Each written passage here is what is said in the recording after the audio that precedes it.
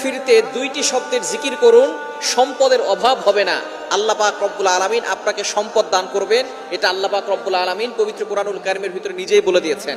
সুতরাং আমরা অনেকেই অভাবের ভিতরে আছি, অনেকেই কষ্টের ভিতরে আছি, অনেকেই দুঃখ কষ্টের ভিতরে জর্জরিত, অনেকে ঋণের বোঝা নিয়ে দুশ্চিন্তার ভিতরে আছেন, টেনশনের ভিতরে আছেন। যত ধরনের টেনশন আছে, যারা ফ্রাস্ট্রেটেড পিপল, তাদের জন্য এই দুইটি আমলের কথা বলবো। আমি নিজে করে উপকার পেয়েছি, যাদেরকে এই আমলগুলো বলেছি তারাও অনেকটা উপকার পেয়েছে, এবং নবীজি সাল্লাল্লাহু আলাইহি সাল্লাম নিজেই কথা জানিয়ে দিয়েছেন উপকারের কথা। আল্লাহ পাক রব্বুল আলামিন নিজে বলে দিয়েছেন। আপনি চলতেছেন ফিরতেছেন, ওযু ছাড়াও আপনি আমলগুলো করতে পারবেন। একেবারে সহজ দুইটি আমল। নাম্বার 1, 1 নাম্বার আমল হচ্ছে ইস্তিগফার। আস্তাগফিরুল্লাহ, আস্তাগফিরুল্লাহ, আস্তাগফিরুল্লাহ। এই শব্দ কি অনেক কঠিন। আস্তাগফিরুল্লাহ পারে না এটা কিন্তু কোনো মুসলমান নাই যারা আস্তাগফিরুল্লাহ পড়তে পারে না। সবাই আমরা আস্তাগফিরুল্লাহ পড়তে পারি।